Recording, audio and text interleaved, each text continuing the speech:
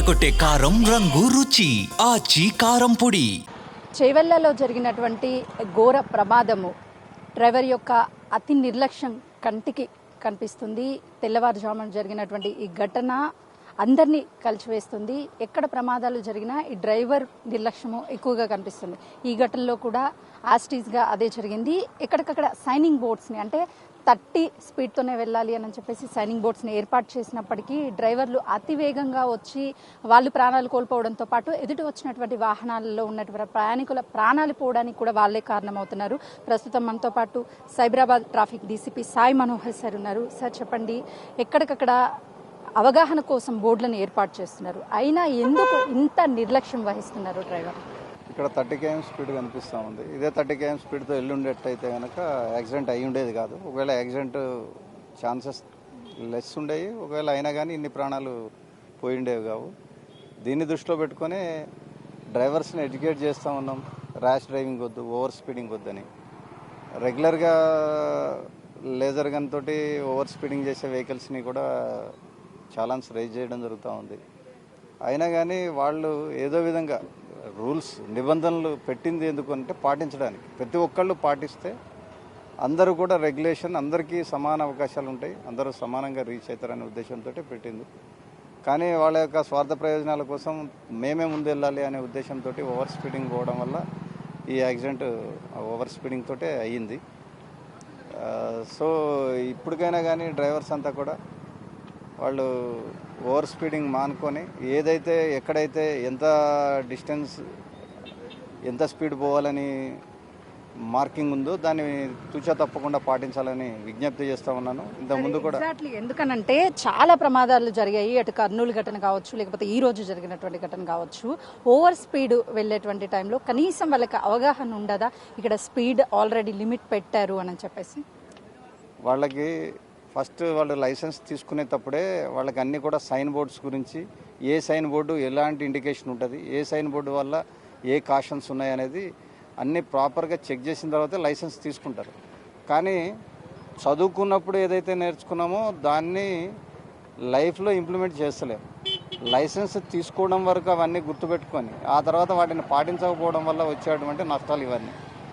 అంటే ఈరోజు డ్రైవర్ నిర్లక్ష్యము 19 మంది ప్రాణాలు పోవడం కాదు, 19 కుటుంబాల్లో జీవితాంతం విషాదం నింపింది. ఏం చెప్తారు? ఎగ్జాక్ట్లీ. ఒక కుటుంబంలో 3 ఉన్నారు.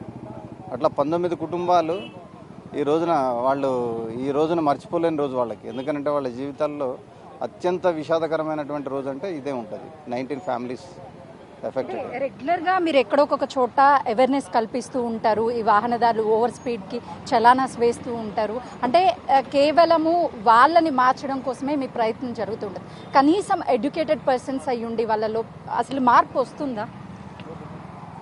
మేము ఎప్పుడన్నా అవేర్నెస్ క్లాసెస్ కండక్ట్ చేసినప్పుడు వాళ్ళ యొక్క ఫీలింగ్స్ ఎట్లా ఉంటాయంటే, మా టైం వీళ్ళు తినేస్తున్నారు అన్నెసరీ, మమ్మల్ని పంపించేస్తే మేము వెళ్ళిపోతాము, వీళ్ళు మమ్మల్ని హరాస్మెంట్ చేస్తున్నారు ఈ ఎడ్యుకేషన్ అనే పేరు మీద, ఈ ట్రాఫిక్ ఎడ్యుకేషన్ అనే పేరు మీద అనే తరీకాలో ఉంటుంది వాళ్ళది యొక్క పద్ధతులు. సో మేము అదే విజ్ఞప్తి చేస్తున్నాము అందరికీ, డ్రైవర్స్ అందరికీ కూడా. ఎందుకనంటే మీ స్పీడ్ ముఖ్యం కాదు, ప్రాణాలు ముఖ్యం. చాలా చోట్ల మా ట్రాఫిక్ బోర్డ్స్ మీద అన్నిటి కూడా అదే రాయబడి ఉంటుంది, స్పీడ్ థ్రిల్స్ కిల్స్ అని. సో దాన్ని ఎన్నిసార్లు చదివినా కానీ మనం పట్టించుకోము. కాబట్టి దాన్ని పాటించాలని విజ్ఞప్తి చేస్తున్నాం. సార్ ఫైనల్లీ బిగ్ టీవీ నుంచి, ఎందుకంటే మార్నింగ్ ఘటన జరిగిన దగ్గర నుంచి ఇప్పటి వరకు కూడా నాన్ స్టాప్ ఎక్స్క్లూజివ్గా ఎప్పటికప్పుడు వివరాలను అందిస్తున్నాం, అవేర్నెస్ కూడా మేము కల్పించే ప్రయత్నం చేస్తున్నాము.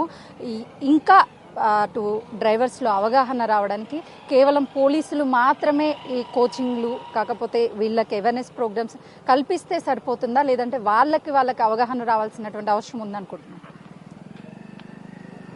వాళ్ళకి అవగాహన రావాలి. ఇది మొదటి నుంచి కూడా, చిన్నప్పటి నుంచి కూడా దీన్ని ఒక ఎడ్యుకేషన్ కింద traffic rules and road awareness ఇవి ఒక పాఠ్యాంశం కింద కూడా చేరిస్తే వాళ్ళకి లైఫ్ స్కిల్స్ కింద కూడా ఉపయోగపడతాయి. మీకు తెలుసా, అన్ని డెత్స్ కంటే రోడ్ యాక్సిడెంట్స్ డెత్స్ ఎక్కువ ఉన్నాయి. ఈవెన్ దో మర్డర్స్ కానివ్వండి. కరోనా మహమ్మారి అప్పుడు అందరూ అనుకుంటారు ఏమనంటే, కరోనా మహమ్మారితోటి చనిపోయిన పబ్లిక్ తోటి పోల్చుకుంటే రోడ్డు యాక్సిడెంట్ వల్ల అప్పుడు లాక్డౌన్లో ఉన్నటువంటి రోడ్డు యాక్సిడెంట్ వల్ల బతికున్న ప్రాణాలు ఎక్కువ ఉన్నాయి. సో ఆ ఈక్వేషన్ చెప్తుంది రోడ్ యాక్సిడెంట్స్ ఎంతమంది ప్రాణాలని బలి తీసుకుంటుందనేది. అది డ్రైవర్స్ అందరిలో కూడా అవేర్నెస్ కావాలి.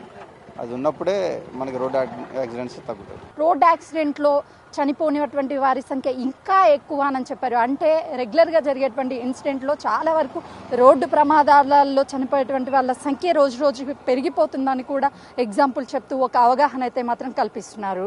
ఇందులో బిగ్ టీవీ పర్టికులర్గా చెప్పాలనుకుంటున్నది ఏంటి అని అంటే, ఏ ప్రయాణికుడు కూడా, అంటే ఏ వాహనాన్ని నడిపే వ్యక్తి అయినా సరే, మన ప్రాణాలతో పాటు ఎదుటి వాళ్ళ ప్రాణాలు మన ఇంట్లో మన కోసం మన కుటుంబం ఎదురు చూస్తుంది అని ఒక్క ఆలోచన ఉంటే అలా ఓవర్ స్పీడ్ వెళ్లకుండా ఉంటారు, ఎవరికి ఇలాంటి ప్రమాదాలు జరగకుండా ఉంటాయి అని చెప్పే ప్రయత్నమే బిగ్ టీవీ చేస్తుంది. కెమెరామెన్ పరశురామ్తో సుజాత చెవెల్ల.